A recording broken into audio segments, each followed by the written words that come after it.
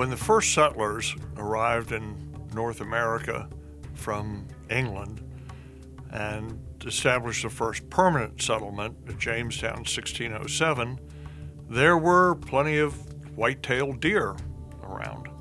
And the Indians, the Powhatan Indians, had been hunting them for years. The settlers found it's kind of difficult to do it, though, with a matchlock. And throughout those early times, although they would be deer hunting, it's not until the invention of the flintlock and a light, handy rifle that you can carry in the woods that really the phase of the deer hunter and the long hunters come in. Deer hunting not only is impacted by the developments in firearms technology, but the necessities of hunting also have had an impact on the development of technology. The Jaeger rifle, a rifle design that was brought over from Western Europe, was modified and extended, and we end up with the American long rifle, or the Eastern long rifle. We call it Pennsylvania or Kentucky rifles. That was developed specifically to hunt with on the western edges of the colonies in the 1700s. Right up until the 1850s, just about all deer rifles were muzzleloaders. And then you start to get the early breech loaders used for sporting purposes, and that means deer hunting for the most part in the United States. And one of the first rifles used in a sporting configuration was the Sharps. Christian Sharps's breech loader was an incredible advance forward. And you simply put in a paper cartridge, and it's a projectile and then a paper or linen container for the powder, and then you close the breech. What the breech block does is slices off the back, exposing the black powder. You put a cap on and you could fire. It's not until after the Civil War that you start seeing the cartridge firearms coming in. And these, for the most part, are the repeating arms. And Winchester is right out there in front of them. Winchester brings out its Model 1866, which is an improvement over the original Henry rifle that came out in 1860.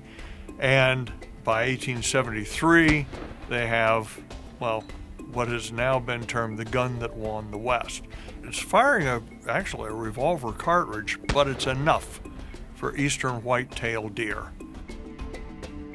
They continued to try and get more powerful cartridges into the lever action. John Moses Browning sold his single-shot design, his 1879, to Winchester, and we know that gun today is the Winchester Highwall. But he had something bigger in mind, and that was a gun that became the 1886. This is a gun that can handle the heaviest cartridges that were used for hunting at the time, and really that big gun heralded where things were going to go. By 1892, Winchester comes out with a new type rifle that's also chambered for black powder 4440s, 3840s, the Model 92. The Winchester Model 1892, designed by John Moses Browning, is one of the slickest and smoothest hunting guns you could ever imagine. I have one in 3220 that I've taken deer with. Not 600 yards, but 50, 60 yards, no problem with a 3220. But the 92 wasn't quite enough to handle rifle cartridges that used something new. In 1886, the French introduced the first smokeless powder cartridge, and it wasn't too long until commercial manufacturers were making the transition as well. The first Winchester rifle chambered for a smokeless cartridge was the Model 1894, and it was originally in two calibers that most people don't remember anymore. In 1895, it became chambered for what we call the 30-30, the Winchester WCF.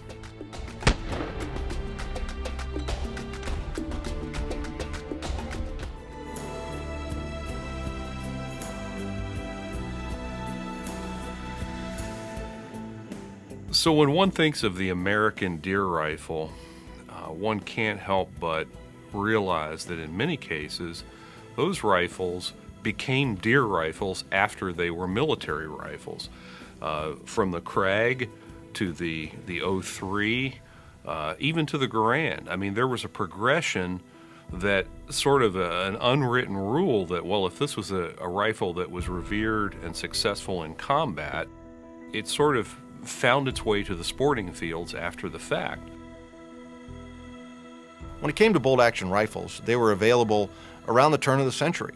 The Mauser was made as a sporter, and there were the lovely Mannlicher Schonauers. But they were kind of expensive rifles. This was really a rich man's game, where a Mannlicher would cost twice as much as a comparable Winchester lever gun. That started to change after World War I.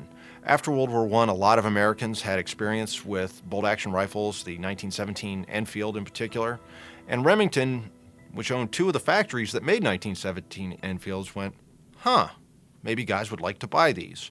And this is what really started the commercial bolt-action hunting rifle in America.